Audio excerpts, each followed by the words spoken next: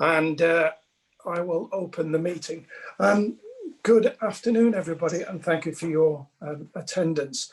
My name is Tony Fitzgerald. I'm the interim chair of the CCG, having been on the CCG governing body now for about 5.5 years. Welcome all to this joint public meeting with between Surrey Heath Clinical Commissioning Group and Surrey Heath Borough Council.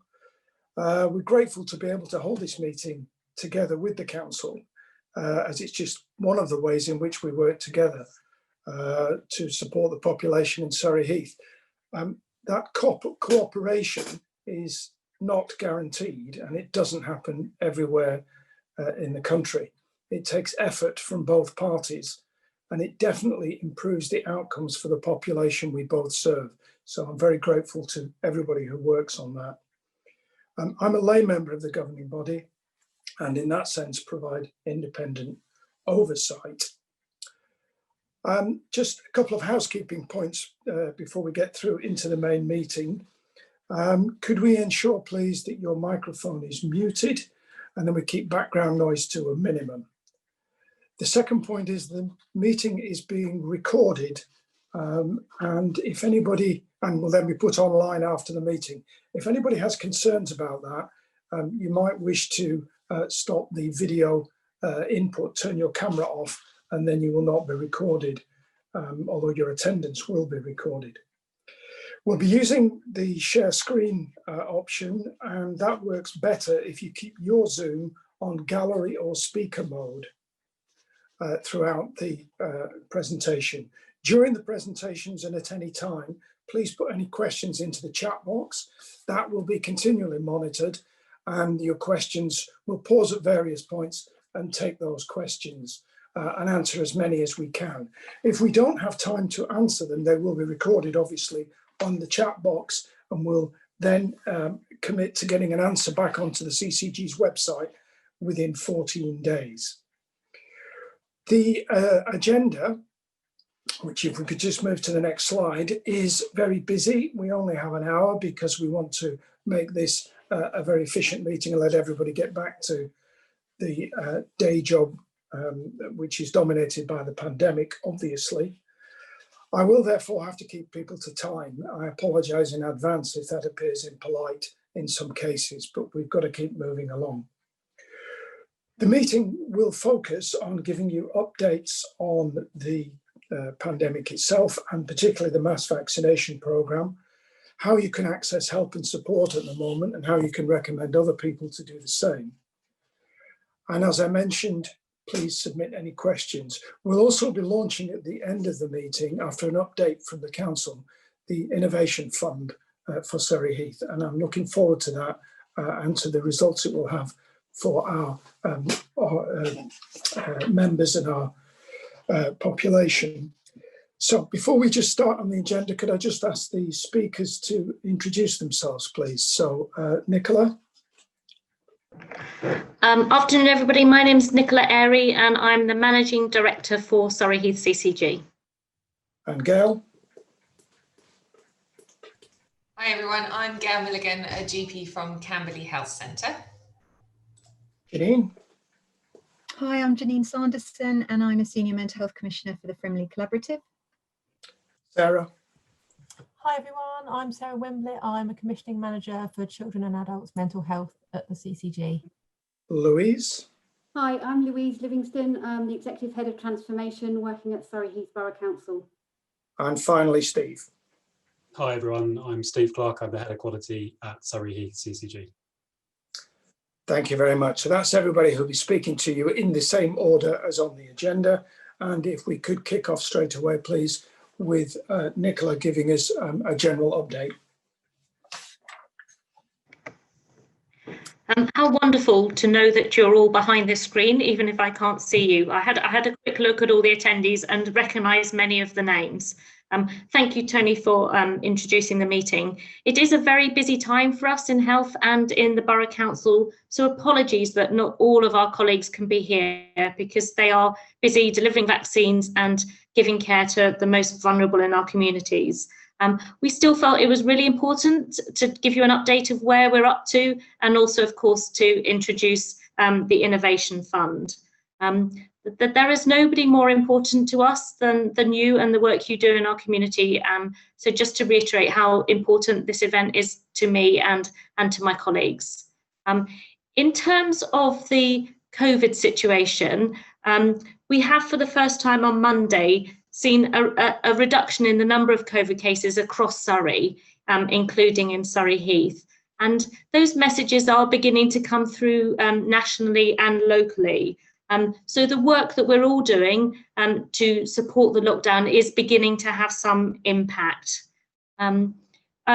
It's really important that as a voice piece, as you go out into the community, that we balance that with the fact that infection rates in Surrey Heath are still really high, much higher than they were in the first wave, and much higher than the England average.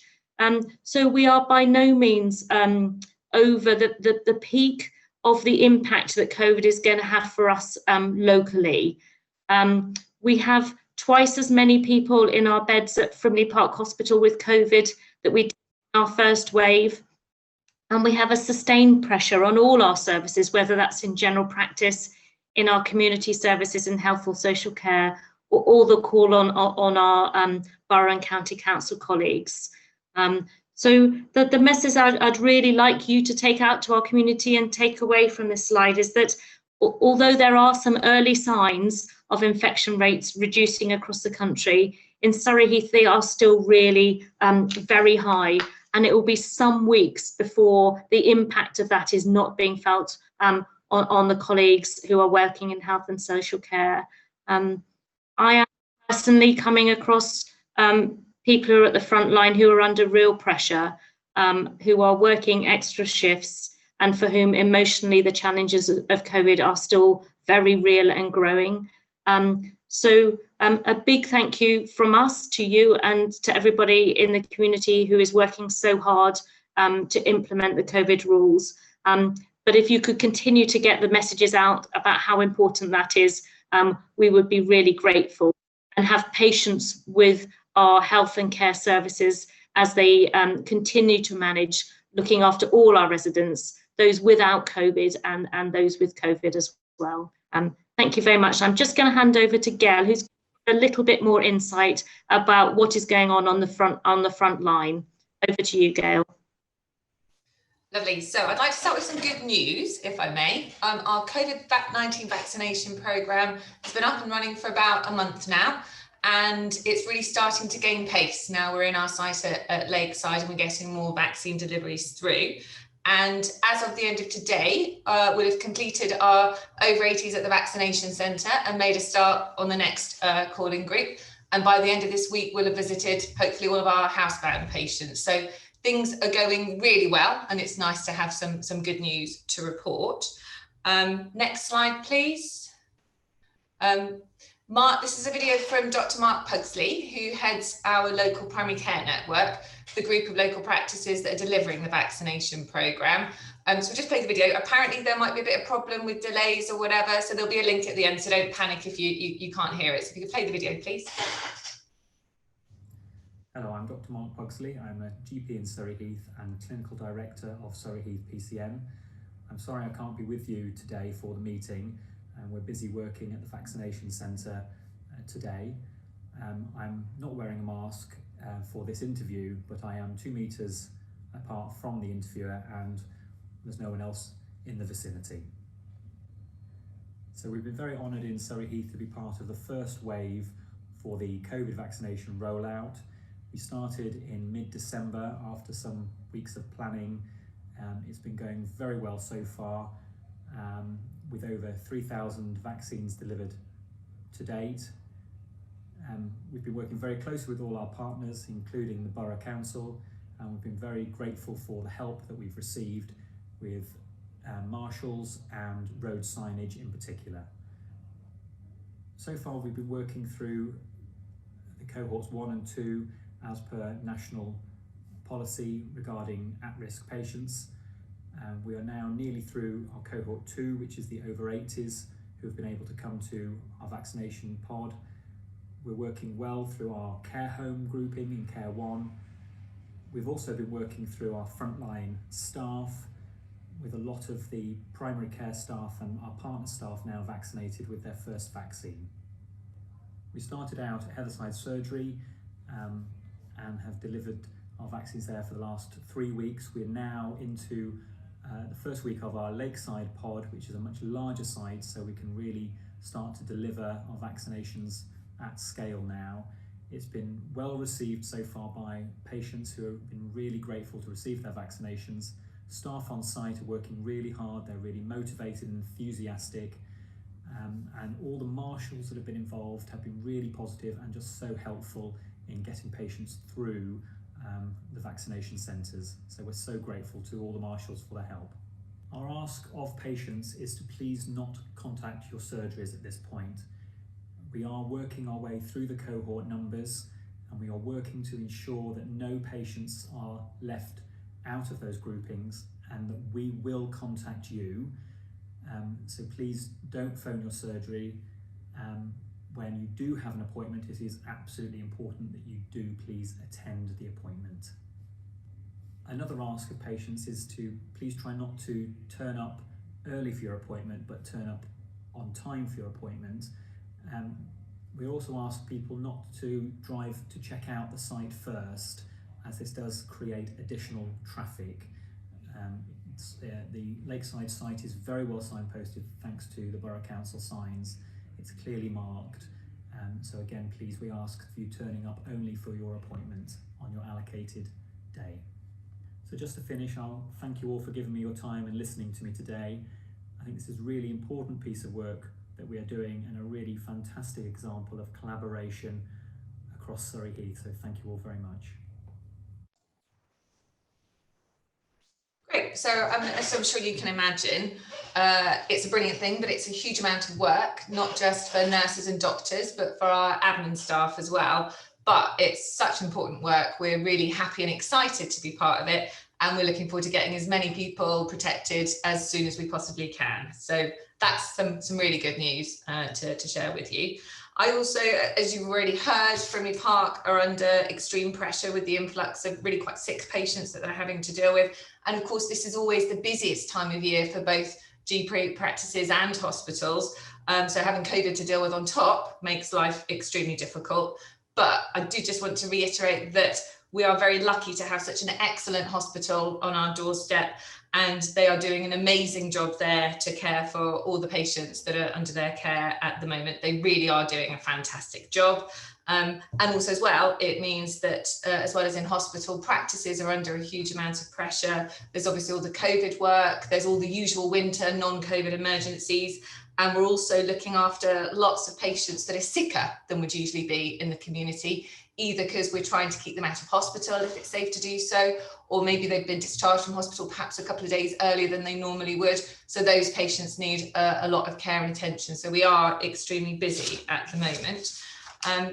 And what that means is, as a result, GPs across the country have been advised to temporarily suspend non-urgent and non-essential services so that we can focus on what is immediately necessary. And that's a situation that's going to be reviewed both nationally and locally on a regular basis.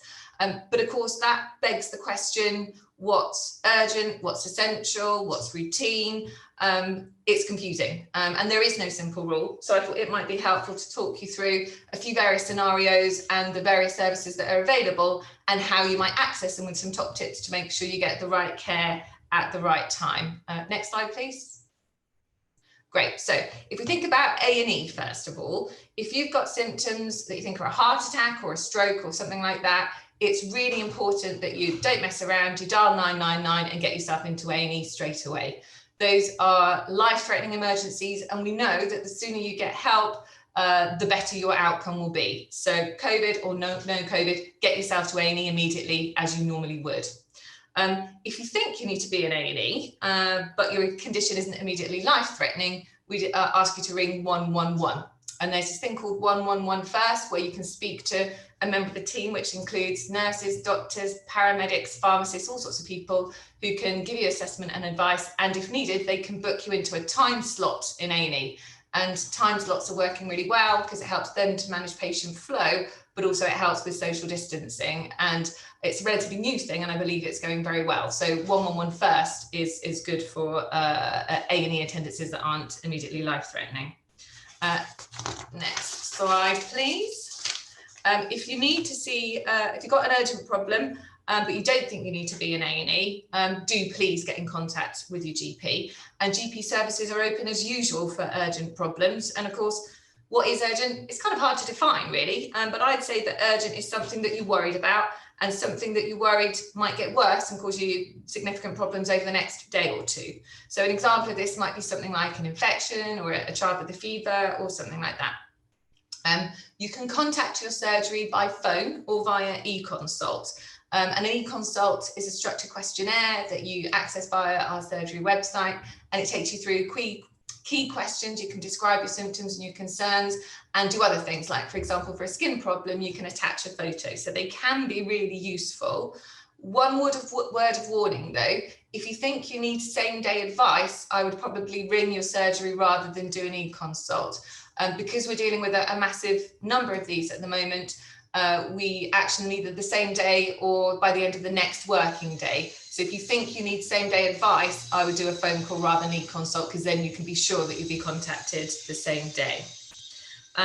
So that's urgent problems. At the other extreme, if you've got something that you think might resolve on its own, like an earache or a sore throat, and you're otherwise well, or if it's something that's unlikely to resolve, but is not likely to cause any significant problems over the next 4 weeks, 6 weeks, however long this lasts, like a fungal toenail or something like that, we would ask you not to get in contact at this time. For self-limiting things, there's a lot of resources to help you in self-care. There's the NHS website. There's often lots of information on practice websites. You can speak to your pharmacy. Usually you will do no harm by treating your symptoms and seeing how things go over a few days. So for example, with an earache, take regular pain relief. And if you've been doing that for sort of a week or so, or if at any stage things are getting worse, then if you're unwell in yourself with fever, discharge, things like that, then do get in contact with your doctor. But self-limiting conditions, at least in the first instance, can be managed at home. So that's urgent stuff. That's routine stuff. And of course, there's always the bit in the middle, which is a bit of a problem. And my worry is that there could well be a lot of patients that are sitting at home worrying about symptoms that could potentially have a serious cause like cancer, but they don't get in contact with us either because they don't think it's urgent and they don't want to bother us when it's so busy at the moment, or because they think we can't do anything about it at the moment, so what's the point? But it is really important that you get in contact with us if you get symptoms like that. And what I'm thinking of here are things like breast lumps, blood in the urine or the stools, coughing up blood, unexpected weight loss, any of those worrying symptoms, we would want you to get in contact. And whilst a lot of routine stuff isn't happening at the moment up at the hospital, the fast track clinics for possible cancer symptoms are running as normal. So do please get in contact if you've got any symptoms like that. And actually there, e-consults are brilliant because you can document all of your symptoms, all of your worries, and we can then action that for you promptly. And one thing I'm really keen for is that we don't have, as another legacy of COVID, a whole cohort of people whose cancers were diagnosed later than they would be and do less well as a result. So really important, if you've got symptoms that you think could be cancer, that you get in contact, maybe via e-consult. In terms of other things, essential things like repeat prescriptions, sick notes, all of those things are working as normal. Request your repeats in the usual way, and e-consults is brilliant for sick notes as well. There are also other people at the surgery that might be able to help you. We've got clinical prescribing pharmacists who are good if you're having difficulties with your medication, or we've got first contact physios for people with bone and joint problems. And with our nurses, essential things like immunisations are going ahead as normal, urgent dressings, urgent blood tests, post-op care, most things are being done as normal. We're continuing to do blood tests as we normally would for high-risk drugs. We have extended the interval for monitoring for lower risk drugs like thyroid hormone and for blood pressure medicines, but we are keeping an eye on blood tests and things like that as well. Chronic disease reviews, we are continuing, but on a targeted basis. So if, for example, you've got diabetes and your last blood sugar reading was really high, or if you've got asthma or COPD and you've used a lot of inhalers over the last 6 to 12 months, we might well call you in for and do those over the phone for those kind of reviews. But we're not doing, at the moment, people that have got those conditions that are well controlled. And if you've got any problems or symptoms, either with your diabetes or your asthma or your COPD, again, do get in contact. Every practice has got a really experienced respiratory nurse who can advise you about your inhalers and fine tune your treatment. We want your asthma and COPD to be really well controlled over this winter, more than anything else. So do please get in contact if you're struggling. So yeah, the list of services that are currently on hold is being regularly reviewed, both nationally and locally. And I can assure you they will be reinstated as soon as possible. And whilst this is going on, I appreciate it's going to make life difficult for a lot of people. And just because it's not urgent doesn't mean that it's not important. So we recognise that, and we'll get back to normal as soon as we possibly can. But in the meantime, do be patient and kind to NHS staff, and particularly our reception staff have had to put up with a lot of abuse, which isn't on at the moment. Just do please bear in mind, we're all working as hard as we possibly can in really difficult circumstances. Next slide, please. So this is just supposed to summarise really what we've said about the various routes in and when you might access them. You'll also see mental health on this diagram. Mental health is always very important, but I'd say more so now than ever before. But I specifically haven't mentioned that because it's coming up later in the agenda. So in essence, general practice is open as normal for urgent and essential issues. And I'm really sorry if it's harder for you than normal to contact your GP for the time being. But I can assure you that we're all working extremely hard to manage all of the urgent COVID and non-COVID work that we're experiencing currently, and getting the vaccination clinics working at pace to get as many people as protected as possible. And like you, we're looking forward to coming out of the other side of this and resuming normal services. So that's what I wanted to say. Stay well and stay safe. Thank you.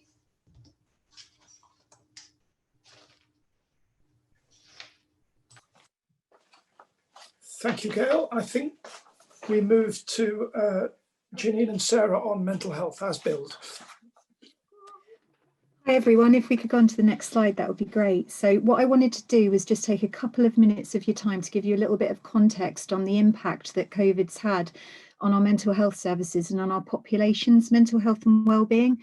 I'm sure many of you on the call, along with me, have how tangibly felt the impact of COVID-19 on our lives and on how we feel at the moment. And that is really bearing out in surveys that we've done at that Surrey-wide level, with respondents up to 28% saying they are feeling more anxious and stressed at the moment.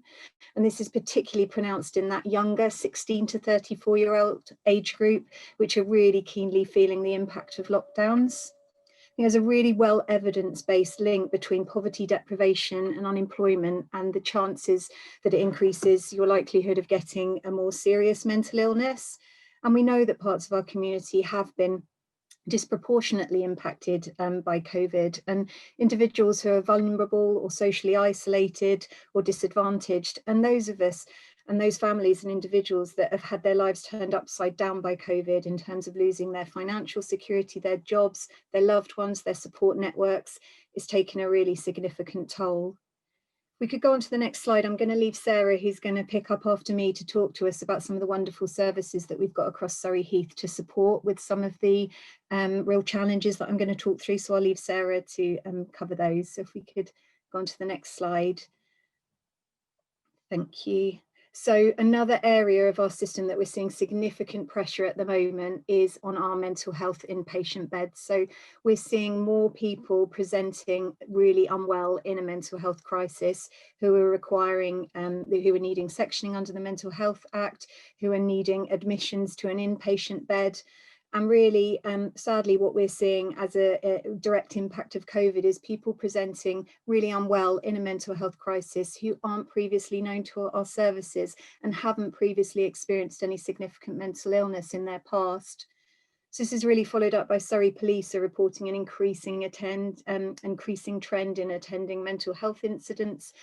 And all this is adding up to a real pressure on our mental health inpatient system. And as all hospitals around the country are also managing at the moment in terms of isolating, in terms of social distancing, this is adding up to sometimes people not being able to be placed in a mental health inpatient bed in their local area and having to be moved out of area, something that we've worked really hard over the last few years to eradicate. So we've got a few things there that are initiatives that we're really looking to mitigate some of those risks. But I would say that the focus is on early intervention and prevention and making sure that people get that support they need to de-escalate and avoid a crisis. Thanks. Could we go to the next slide?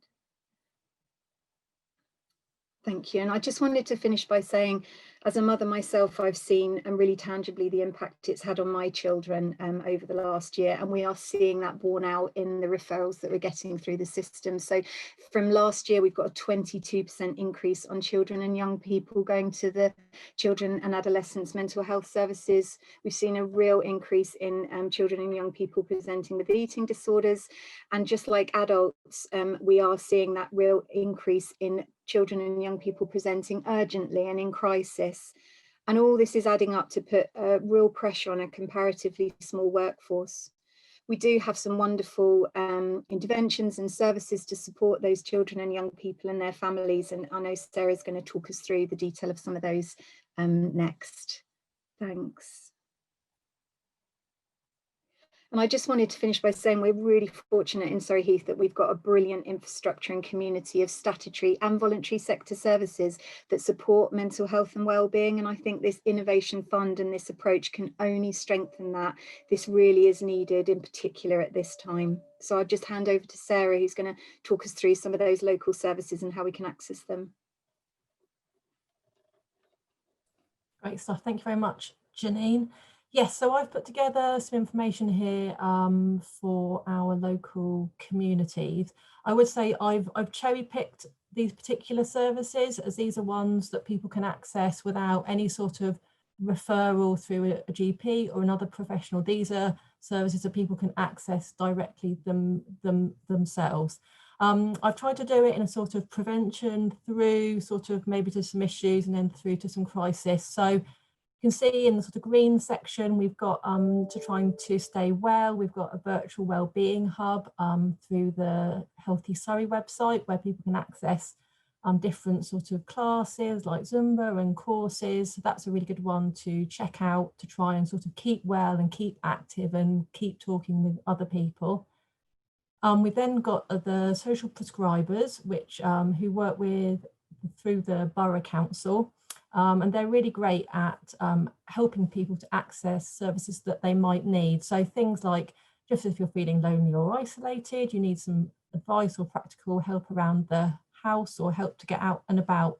There's a real range of services that they can help signpost and support people to actually access.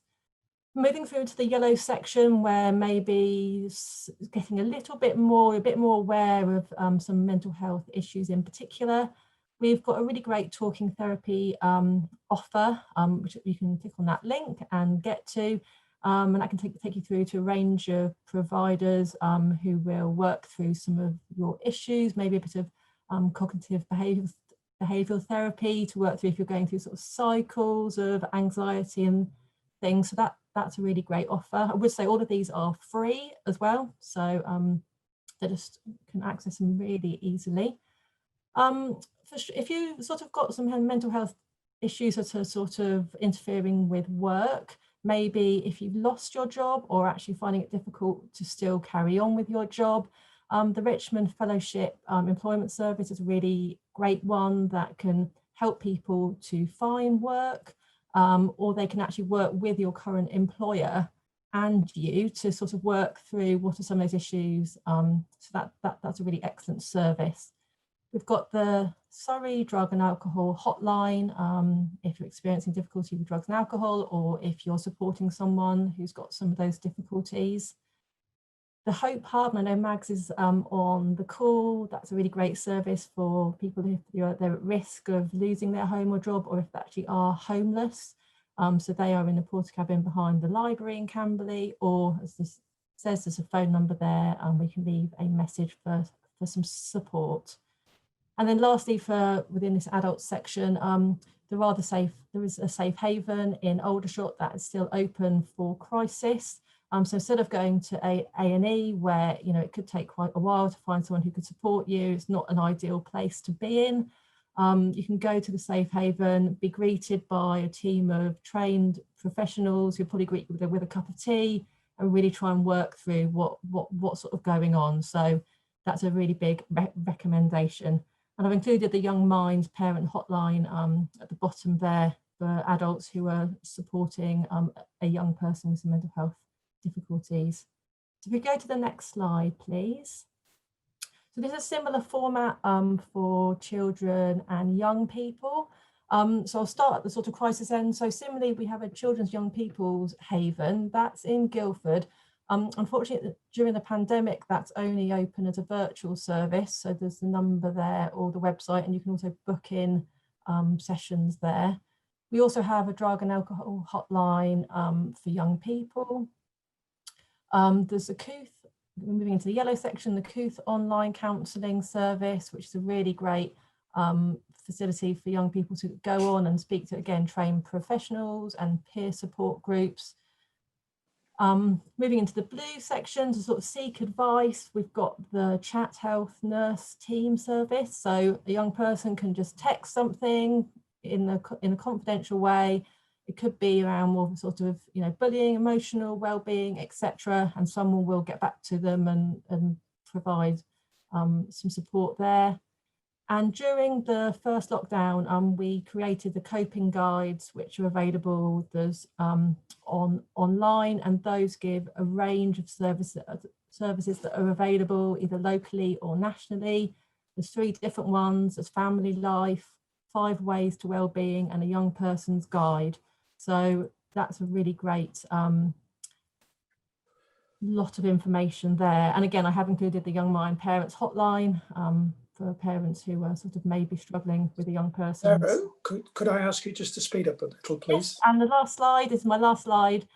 This is around bereavement support. So we've got that for adults, for children, and for anyone who might be affected by suicide. So I'm sure these slides will be available, and I'm working with Trefor Hogg to try and put together some information that can go out to our communities on these sorts of services. And Thank you, Sarah. From me, thank you. On to Louise for the Borough Council update, please. Thank you, and thank you, Sarah, and good afternoon, everyone. It's a pleasure to be here and have the opportunity to share with you how Surrey Heath Borough Council have worked to support our local frontline groups, who many have been able to adapt their services to ensure that they are COVID compliant. So, for example, our local food bank has introduced a one-way system in the warehouse, and teams who have bubbled together to keep safe. And to support that, we've provided 100% of our DEFRA funding, which equated to just under 41,000, to ensure that they were able to continue to provide the food parcels. We've also made available other grants, for example, the COVID-19 scheme, which responded quickly to help bridge gaps of local charities who needed help. We've also worked with a fantastic operation, Surrey Heath Prepared, who are another great group who set up a network of support right across the borough for the community. And I appreciate, whilst this group wound down last summer, it has left a fantastic network of volunteers in place right across our community, and are still supporting that community now. Other key partners that the council has worked with and continues to work with are also the Hope Hub, already mentioned, I appreciate, and also Surrey Heath Aged Concern as well, again, offering fantastic services out. We've also recently introduced a poverty working group, which has members from both local, voluntary and statutory organisations. And we hosted a virtual consultation event in December, from which we have funding support available now for emergency food poverty scheme, available for local organisations. This has already supported the Old Dean Community Group, which provides free food stalls during the weekends at the Old Dean and Watchets. and we continue to work collaboratively in addressing other issues to meet the needs. We're seeing also, unfortunately, a sharp increase in job losses, which is starting to see increases in referral numbers to Citizens Advice. And the Poverty Working Group has agreed to provide additional support to retain this crucial service. There are a number of groups we're working with around this, but also we're working with DWP on getting a youth hub set up. And this is going to be to help 18 to 24-year-olds back into work. We're also working in partnership with Voluntary Support North Surrey to launch a new COVID champion scheme in Surrey Heath, which aims to encourage people to volunteer, and they will be invited to meet virtually most weeks for an hour. And the purpose of this is so that we can share the latest local COVID information, which we receive from Surrey County Council's Public Health team, and that will help to spread correct information and reduce the rumour and dispel the myths, and of course with the aim to help us all to follow the latest guidance on how we stay safe. This is also supported by COVID marshals and COVID ambassadors that the council has put in place. So COVID marshals to ensure businesses are complying, and COVID ambassadors just to help remind people that they should be wearing masks when they're in a public area and obviously going into shops. We value the partnership also with the CCG and our health partners, and we're sharing information all of the time, and especially around our comms and making sure that we're sharing that on social media. We also look to where we can and where a call comes, if we need to redeploy staff where assistance is needed. And we've also used our counsellors who have got fantastic, again, networks where they've brought volunteers as well, where they've actually been needed. A great example of this was when the vaccination centre was first being set up. And again, we were able to get some volunteers in place and again, work in partnership with you. Just going to the next slide, please. We're working hard with our partners to communicate this message and signposting people to a wide range of help that is available from Citizens Advice Surrey Heath. We also have flyers and banners and are exploring other options around this. And this local organisation have huge experience and knowledge. So please do make note of the contact details should you know anyone who may need help. I know Kate is, I think, also on the call. They can help if you know someone who has lost their job or loss of income, cannot afford to pay the bills, rent or mortgage. They're obviously there to help with assistance in the first instance. So their telephone number is 01276, as you can see on there, 417 900. And you've also got on there the contact details for the council. And again, we're there to help, and we'll also look to direct people into the right places. I've named just a few partners that we work with, and we do work with a lot of different partners. And I just wanted to say, again, as a council, we really do value that. We do value working with the CCG, and we'll continue to do that. Thank you very much. Thank you, Louise. We'll now pause for questions. Kaylee and Nicola are going to take us through a couple, and then we'll close with the section on the Innovation Hub. Yes, thank you, Tony. So we've had a couple of questions in relation to the cohorts for the vaccinations, especially in particular to is there a timeline that we're aware of for voluntary sector frontline staff when they may be able to receive the vaccine?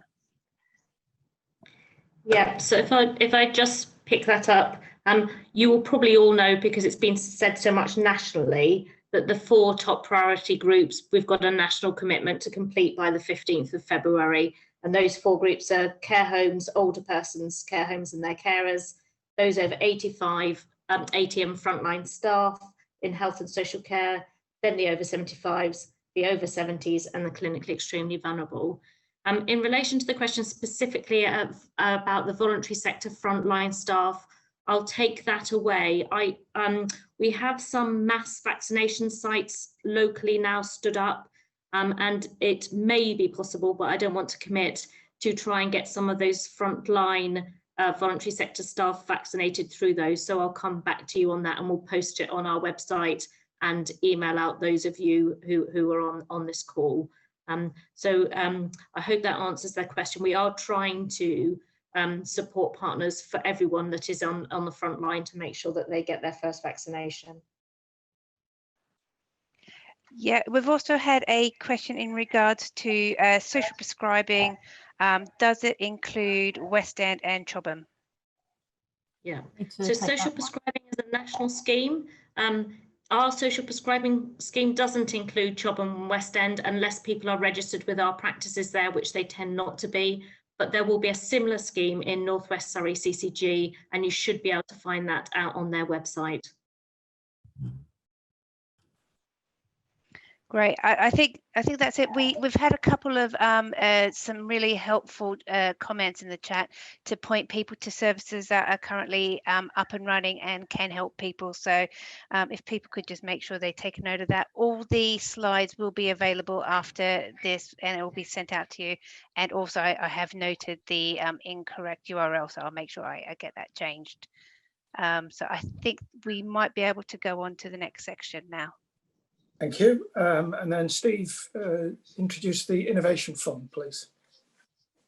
Hi everyone, thanks Tony. And it's great to have your engagement today, and questions, and also comments and helpful things in the comments box, because I'm going to ask for more of your engagement now. So I'm really delighted to introduce the Innovation Conference and Fund to Surrey Heath. It's a fantastic way of enabling us to work with local people and organisations to have a tangible and significant impact on the health and well-being of our local community. Next slide, please, Steve. So the concept itself is proven to be highly effective in capturing a number of things: great ideas, enthusiasm, community spirit, and enabling these ideas and innovative projects to become a reality. We know our local communities have many solutions to the challenges they face, but need support in the form of funding, networks, and sometimes expertise to get things up and running. And these can be built from the ground up, supporting gaps in health inequalities in different and more impactful ways through this route. Thanks. So the things listed here form some of the key principles of the Innovation Conference itself. It's really important, it's community driven. Ideas come from our local community and are supported and delivered through community involvement. We also hope that through the process itself and via the projects, there'll be opportunities to upskill and develop local people. I know I've learned a lot and upskilled myself by being involved in the Innovation Conference in the past. And as a result, I'm a better commissioner and I'm a better advocate for our local people. Of course, there's funding available as an enabler, and this year a significant chunk of that is due to the incredible efforts of Captain Sir Tom Moore. So please make sure you mention that when you pass on the message about this. And we've been able to secure this via an NHS Charities bid, which is fantastic. And that's going to be supported by further funding from local organisations. As much as the money can provide liftoff for many projects, it's the people stuff that, as usual, is where the real magic can happen. And the conference provides fantastic networking opportunities that can make all the difference, with the potential to transform as well as provide real long-lasting longevity. Next slide, please.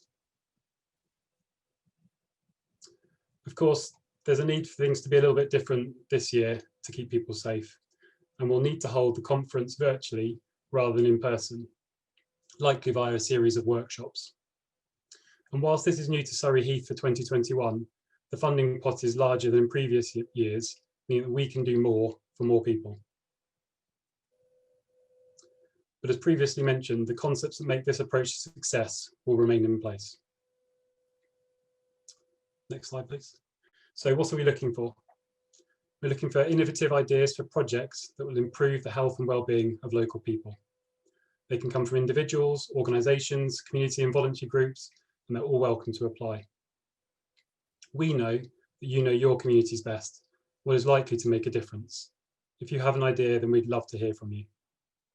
It doesn't need to be fully formed or planned out project. It could just be an idea.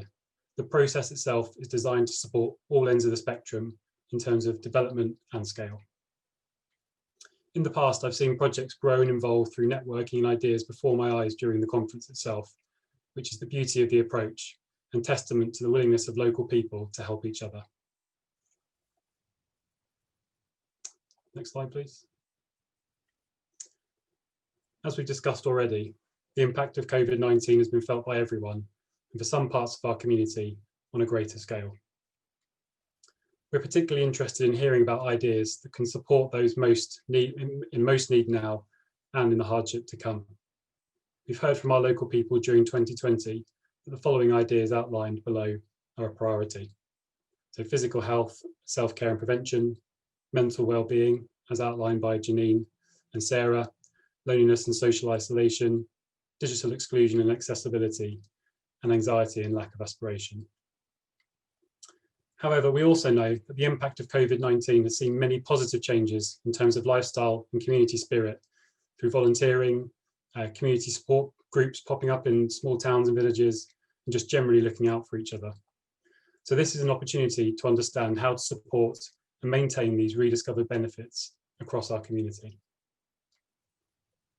Next slide, please. So what's the process itself? And so for more details, if you can take a look at the Surrey Heath website, you'll be able to check eligibility and also to apply. But we really don't want to have the application process as a barrier for anyone. And I know paperwork can sometimes be daunting. So please do get in touch and we'll help to support as much as required. So back to the process, applications are currently open until the 14th of February, and then a shortlisting process will follow this. Successful applicants will be invited to attend virtual events or workshops during March to enable networking and further development. Successful projects can receive up to £5,000 of funding, with the expectation that they'll be able to deliver those projects between April 2021 and March 22. But we're also mindful that we may need to be flexible in this approach with the current lockdown and the impact this may have on applications, but we're keen to proceed at the moment as we've outlined. Next slide, please. So finally, just some details on how you can get in contact with us, and please do so for any question or idea. We're happy to work through application forms, and we've got expertise that's there to help people. We've also got a tremendous working group delivering this project, including local patient reps, borough council, voluntary action groups, and Health Watch Surrey. So a big thanks to all of those involved. Thank you for your time, and we'll take any questions that have come in.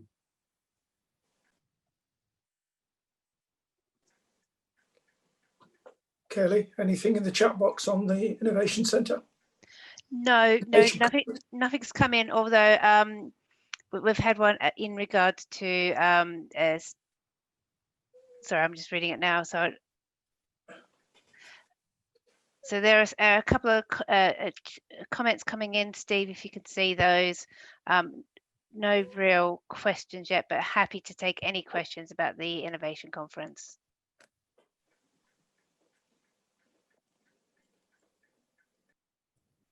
Kaylee, I was just wondering if it's useful to say, because I know when we were talking about it recently, that it can be a brand new project, it could be an existing thing that is maybe struggling for funding, you know, big or small, whatever people think might actually help our local communities, just to get in touch. I think I can mention a good example. So there's obviously mentioned there about use of outdoor spaces, etc. There's a great project in Farnham called Space to Grow. They support people recovering from a range of issues, including addictions. They requested £500 for a pond liner. That enabled them to create a new space within that garden, and that's had them wider community benefits. Local schools have attended and can do pond dipping and do their science and nature stuff there as well. So it doesn't have to be huge. It could just be a one-off thing that will create something for a long time to come. So just an example. Thank you. Kaylee, are there any points we need to go back on from the first lot of questions, or shall I move to Nicola to close the meeting? I think all the comments being dealt with. Some we may not be able, we can't answer today, and we can go back to them. But just to reiterate that all questions and answers will be responded to if we haven't done so today, and they will be available online as well. So yeah, we can move on now. Thanks, Tony. Thank you. Nicola.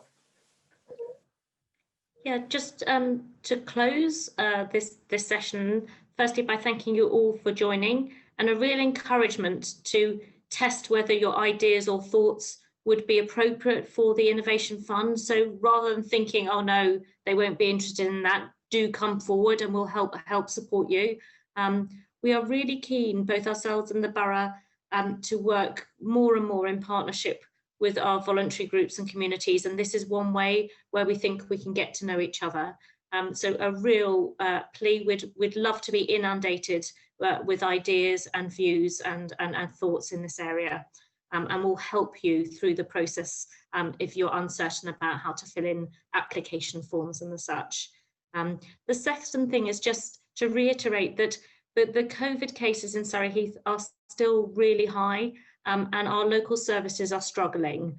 And we're asking you to really be role models to your families, friends, colleagues and communities, to keep us all collectively safe, and also to support the NHS. Just to reiterate, that's all about staying at home, except in those circumstances where there are legitimate reasons for leaving your home, washing your hands, covering your face, and giving other people space, all those messages that we know have been around for a while now. We can see the end of the tunnel with the vaccines, and you will have heard we're doing a really good job about rolling those out as quickly as we can. But over the next few weeks and months, we really need those messages to keep getting out there within our communities. The risk for us is, as politically messages come out about the vaccines and things beginning to get better, people relax too soon and we go back into another wave. So if you could keep it going, be role models, that would be a fantastic support for us. And we will continue to do our bit as well. But just to say thank you so much for joining us, and for all you do out in the community. We don't underestimate what a difference you're making out there. And do contact us if you've got any ideas against the Innovation Fund. Also, thank you to the speakers, and we will make sure that the slides go on the website, and any questions that we haven't answered will be uploaded on the website within the next 14 days. So that's the close. Goodbye, everybody. Have a good rest of your day. Hope you don't get too wet as you go for your daily exercise, and we will see you soon.